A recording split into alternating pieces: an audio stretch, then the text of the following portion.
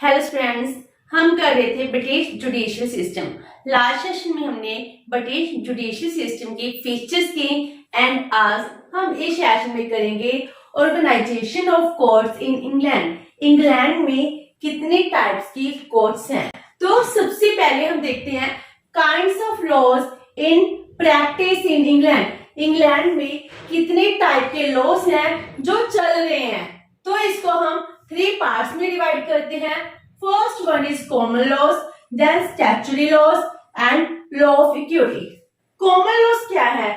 जो किसी ने बनाए नहीं है, जो कस्टम एंड कन्वेंशन से अपने आप ही ओरिजिनेट हो गए हैं। तो ये सबसे ओल्ड कस्टम्स एंड ट्रेडिशंस हैं जो टाइम के साथ डेवलप हुई हैं। तो 13th सेंचुरी में जब जज किसी केस के लिए डिसीजन देते थे तो वो कस्टमरी लॉज को प्रेफरेंस देते थे।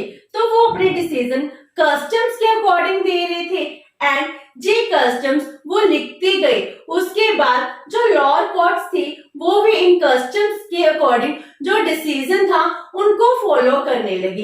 इस तरह ब्रिटिश में कॉमन लॉ है उनका जन्म होता है, क्योंकि सभी के सभी कस्टमरी लॉज को बहुत ज्यादा प्रेफरेंसेस दे रहे थे। इस तरह कॉमन लॉ ओरिजिनेट होते हैं एंड बाद में आते हैं स्टैट्यूटरी लॉज।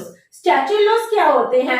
जो स्टैच्यू में डिफाइन होते हैं, जो पार्लियामेंट के द्वारा पास किए जाते हैं, इनको स्टैट्यूटरी लॉ कहते हैं।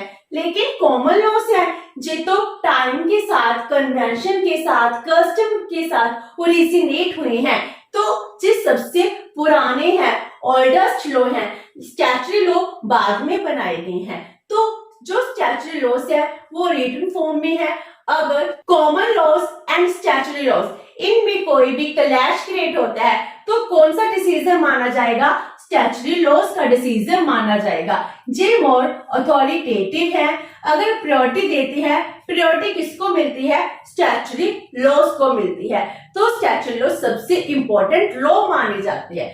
उसके बाद थर्ड कैटेगरी आती है law of equity. Law of equity में क्या कहा जाता है? जब कोई डिसीजन लेता है, अगर उसके लिए common laws and statutory laws दोनों लॉज फेल हो जाते हैं, इनसे हम डिसीजन नहीं ले पाते, तो जज अपनी कंसाइंस से इक्विटी जस्टिस के बेस पर एक डिसीजन ले सकता है। तो हम उसको लॉ ऑफ इक्विटी कहते हैं। जे वो प्रिंसिपल्स हैं which are taken into consideration while administering justice. तो जब भी एक जज जस्टिस देगा उस टाइम उसने कौन से प्रिंसिपल को फॉलो किया जिस वजह से उसने इक्विटी के बेस पर डिसीजन लिया है। तो इसको हम कहते हैं law of equity. Next, organisation of courts in England. England में कितने टाइप्स की कोर्ट हैं? पहले हमने लॉज के, अब हम करते हैं कोर्ट्स। जो कोर्ट्स है ये मेनली 3 टाइप्स की कोर्ट्स हैं, civil courts, criminal courts and special courts. सबसे पहले सिविल कोर्ट्स। सिविल कोर्ट्स क्या है? जो सिविल मैटर्स को सॉल्व करते हैं। अगर इसमें कोई प्रॉब्लम आती है, अगर सिविल केसेस हैं तो इनकी हेयरिंग कौन सुन रहा है? सिविल कोर्ट सुनती हैं। तो सिविल कोर्ट्स आगे 3 पार्ट्स में डिवाइड हैं।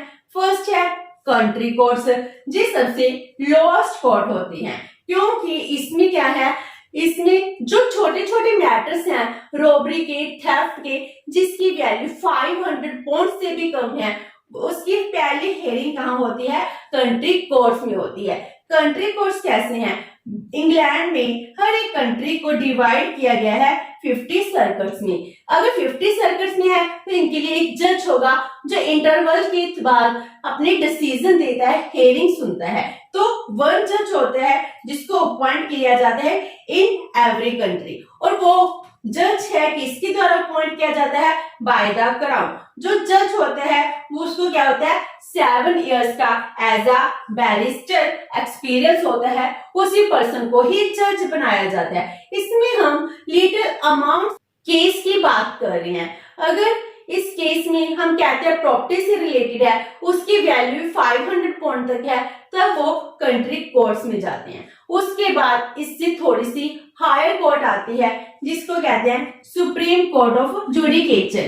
तो इसमें भी 2 कोर्ट्स हैं, high court of justice and court of appeal. पहले आती है हाई कोर्ट ऑफ जस्टिस। इसमें क्या है, जो लोएस्ट कोर्ट है इसके डिसीजन आगे कहाँ जाते हैं, हाई कोर्ट ऑफ जस्टिस में जाते हैं। जो भी केस कंसर्न है with an amount of more than 500 point, जहां तक कितने थे 500 पॉइंट, अगर डायरेक्टली कोई केस 500 पॉइंट से ज्यादा का है तो वो directly high court of justice में जाएगा। और इसकी 3 डिवीजन की गई हैं। फर्स्ट है हाई और क्वींस बेंच, जिसमें एक चीफ जस्टिस होता है, 25 अदर जज होते हैं। उसके बाद आती है चांसरी बेंच। चांसरी बेंच क्या है, लॉर्ड चांसलर है उनकी बेंच है, जिसमें लॉर्ड चांसलर खुद होते हैं प्लस 6 अदर जज होते हैं। उसके बाद आते हैं प्रोबेट, डिवोर्स एंड एडमायरली बेंच। इसमें क्या है, अगर हमने नेवी के साथ रिलेटेड, डिवोर्स के साथ रिलेटेड या फिर हमारे नेशनल सिक्योरिटी के रिलेटेड कोई केस है तो वो इस कोर्ट में जाता है, जिसमें एक प्रिजाइडिंग ऑफिसर होता है और 2 अदर जज होते हैं। तो ये हो गई हाई कोर्ट ऑफ जस्टिस। उसके बाद आती है कोर्ट ऑफ अपील। जब कंट्री कोर्ट के केसेस हैं, हाई कोर्ट ऑफ जस्टिस के केसेस हैं, अगर इसमें दोबारा से अपील हो तो वो जाती है कोर्ट ऑफ अपील में। कोर्ट ऑफ अपील में 1 चीफ जस्टिस होता है प्लस 8 अदर जज होते हैं। जो चीफ जस्टिस है इनको कहते हैं मास्टर ऑफ लॉज, क्योंकि जो चीफ जस्टिस है, जो लोअर कोर्ट्स हैं, इनमें जो डिसीजन देना है, आगे की अपील है, इसकी हेयरिंग इस कोर्ट में होती है। Hears against the decision of the country courts and the high courts of appeal. इस तरह कोर्ट ऑफ अपील है। अगर इसके बाद भी कोई अपील करता है तो उसकी हाईएस्ट कोर्ट कौन सी होती है, सुप्रीम कोर्ट। तो ग्रेट ब्रिटेन की हाईएस्ट कोर्ट है। जो सुप्रीम कोर्ट है, इस सुप्रीम कोर्ट के डिसीजंस हैं वो फाइनल डिसीजन माने जाते हैं। और सुप्रीम कोर्ट को कब एस्टैब्लिश किया गया था, by the constitutional reform act 2005। इस एक्ट के थ्रू इसको हम फॉर्म करते हैं और ये इनऑग्रेट होती है ऑन 1 2009 को। तो इससे पहले जो केसेस थे, हाई कोर्ट ऑफ अपील थी, वो थी हाउस ऑफ लॉर्ड्स थी। तो इस तरह सिविल कोर्ट्स हैं जो अपने मैटर्स को सॉल्व करने के लिए, जस्टिस देने के लिए काम कर रही हैं। उसके बाद क्रिमिनल कोर्ट्स हैं जो क्रिमिनल मैटर्स हैं इन पर अपनी डिसीजन देती है, इनकी हियरिंग करती है। तो इसमें 6 टाइप्स की कोर्ट्स हैं। पहली आती है मजिस्ट्रेट्स कोर्ट और court of justice of peace. जो मजिस्ट्रेट्स कोर्ट्स है जे विलेज में होती है, छोटे छोटे टाउन्स में होती है, और court of justice of peace है जे सिटी में होती है। तो जे एक लोएस्ट कोर्ट है जिसमें क्रिमिनल केसेस हैं, इनकी हेयरिंग होती है। जो मजिस्ट्रेट्स कोर्ट है, जो कोर्ट ऑफ जस्टिस है, इसमें 2 से लेकर 7 तक जज अपॉइंट किए जाते हैं बाय लॉर्ड चांसलर। जी किंग के द्वारा नहीं होते, लॉर्ड चांसलर हैं। लॉर्ड चांसलर कौन होते हैं, हाउस ऑफ लॉर्ड्स के जो स्पीकर होते हैं उनको लॉर्ड चांसलर कह रहे हैं, वो ही अपॉइंट करते हैं। इसमें छोटे छोटे मैटर्स हैं वो ही सॉल्व किए जाते हैं, because it is the lowest court. तो इसमें जैसे छोटी सी फाइटिंग होती है, अगर 14 डेज तक की इम्प्रिजनमेंट होगी वो केस इसमें आ सकते हैं। अगर किसी को फाइन इम्पोज करना है, वो फाइन 20 पाउंड से ज्यादा नहीं होना चाहिए। तो इस तरह 6 कोर्ट्स माइनर केसेस हैं इनको सॉल्व करती है। तो इसके बाद सेकंड आती है पैटी सेशनल कोर्ट्स। इसमें क्या है, जो मजिस्ट्रेट्स कोर्ट है, जो court of justice of peace है, इनकी जो आगे की अपील है इस कोर्ट में जाती है। या फिर हम कहते हैं डायरेक्ट अपील भी होती है, जो इससे थोड़े से बड़े केसेस होते हैं, जो कि theft, making attempt on life, causing injury, violation traffic rule, ये सब केसेस होंगे तो वो डायरेक्टली पैटी सेशनल कोर्ट में जाते हैं। तो पैटी सेशनल कोर्ट्स में 2 जज होते हैं जो अपनी हियरिंग को सुनते हैं, और इसमें 6 मंथ तक की इम्प्रिजनमेंट हो सकती है, और फाइन कितने इम्पोज कर सकते हैं, 50 पाउंड से लेकर 100 पाउंड तक। तो ये पैटी सेशनल कोर्ट्स होगी। और उसके बाद थर्ड टाइप की होती है courts of quarter session. Quarter session तो जो सेशन है क्वार्टरली लगता है, आफ्टर 3 मंथ्स होता है। जज केस सुनते हैं इन ईच क्वार्टर्स। तो इसमें जज को असिस्ट कौन करता है? ज्यूरी। ज्यूरी क्या होती है? जो एक्सपीरियंस्ड वाइज पर्संस होते हैं उसको इंक्लूड किया जाता है। जो ज्यूरी है, एक पर्सन ने क्राइम क्यों किया, इसके लिए हम ये देखते हैं कि ज्यूरी क्या कर रही है, उसकी बैकग्राउंड देखती है, उसके सोशल इकोनॉमिक कंडीशंस है उनको देखते हैं, उसके बाद ही जज को असिस्ट करती है, उसके बाद ही डिसीजन लिया जाता है। तो जो केसेस हैं except murder, treason and other serious offence, इनको छोड़कर बाकी सभी case courts of quarter session में लिए जाते हैं।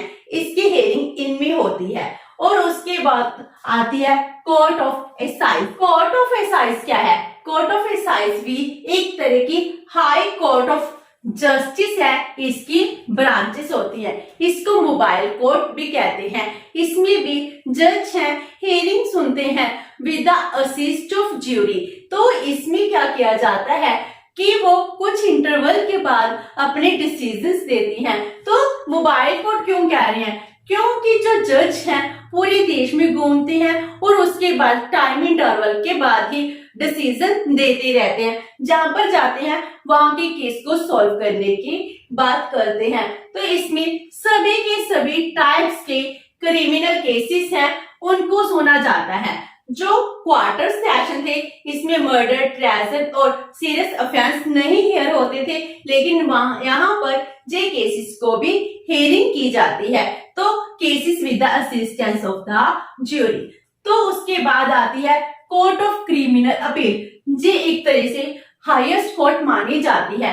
वैसे तो हाईएस्ट कोर्ट कौन सी है? सुप्रीम कोर्ट है। कॉमन पर्सन है वहां तक अपील करते हैं। अगर इधर अपील करनी है सुप्रीम कोर्ट में तो सर्टिफाई कराना पड़ता है फ्रॉम द अटॉर्नी जनरल। इसीलिए क्रिमिनल अपील होती है जी सबसे हाईएस्ट कोर्ट मानी जाती है फॉर द क्रिमिनल केसेस। इसमें वन चीफ जस्टिस होता है जिसको लॉर्ड चीफ जस्टिस भी कहते हैं और 3 अदर जज होते हैं। तो इसमें अपील्स हैं किसके अगेंस्ट सुनी जाती हैं? जो हमारी इधर की कोर्ट्स है, डिसीजंस ऑफ एसाइज कोर्ट होगी या फिर क्वार्टर सेशन कोर्ट्स होगी, सेशन कोर्ट होगी, तो इनके अगेंस्ट डिसीजन है वो डिसीजन जहां पर लिए जाते हैं। अगर इनके अगेंस्ट अपील की जाएगी वो कोर्ट ऑफ क्रिमिनल अपील्स में की जाएगी और इसके डिसीजन एक तरह से फाइनली होते हैं। अगर उसके बाद किसी ने आगे अपील करनी है तो वो अपील कहां पर की जा सकती है? सुप्रीम कोर्ट में की जा सकती है, क्योंकि ये हाईएस्ट कोर्ट है। तो सुप्रीम कोर्ट में अपील करने के लिए क्या प्रोविजन है कि उसमें अगर आपने अपील करनी है तो वो अटॉर्नी जनरल के द्वारा सर्टिफाई होनी चाहिए कि केस वर्थी है टू बी अपील, कि इसमें हम अपील कर सकते हैं, अपील होनी चाहिए, तभी वो केस सुप्रीम कोर्ट में जाता है। सुप्रीम कोर्ट में बहुत ही इंपॉर्टेंट लेवल के केसेस जाते हैं। अदरवाइज जो केसेस हैं जहां जो 5 टाइप्स की कोर्ट्स है इसमें ही सॉल्व कर लिए जाते हैं। तो ये होगी क्रिमिनल कोर्ट्स। उसके बाद थर्ड कोर्ट्स आती हैं स्पेशल कोर्ट्स इन इंग्लैंड। तो स्पेशल पर्पस के लिए इनको बनाया गया है। जी आगे 3 टाइप्स की हैं। फर्स्ट है एक्लेजिएस्टिकल कोर्ट्स, जो चर्च से रिलेटेड मैटर्स है इन पर हियरिंग करते हैं जहां पर डिसीजंस लेते हैं। सेकंड है प्राइस कोर्ट्स, इसमें अगर वॉर चल रही है उस टाइम अगर हम एनिमी की कंसाइनमेंट को सीज कर लेते हैं, इसके रिगार्डिंग डिसीजंस होते हैं। थर्ड है judicial committee of the privy council, इसमें जो कॉलोनीज हैं, क्योंकि ब्रिटिश है, ब्रिटिश ने आगे अपनी कॉलोनीज बना रखी हैं, अगर कॉलोनीज हैं एंड डोमिनेंट्स हैं इनके रिलेटेड कोई इशू है तो इसकी हियरिंग इस काउंसिल में होती है। तो इस तरह वहां पर 3 टाइप्स की कोर्ट्स हैं जो जस्टिस प्रोवाइड कराती हैं। तो आज हमने सेशन में kinds of law and organisation of courts in England किया। नेक्स्ट सेशन में हम सुप्रीम कोर्ट के बारे में करेंगे। होप सो कि आपको ये सेशन अच्छा लगा होगा। अगर आपकी कोई क्वेरी है तो post it in the comment box and video अच्छी लगी तो please like and share with your friends. Thank you so much and have a nice day.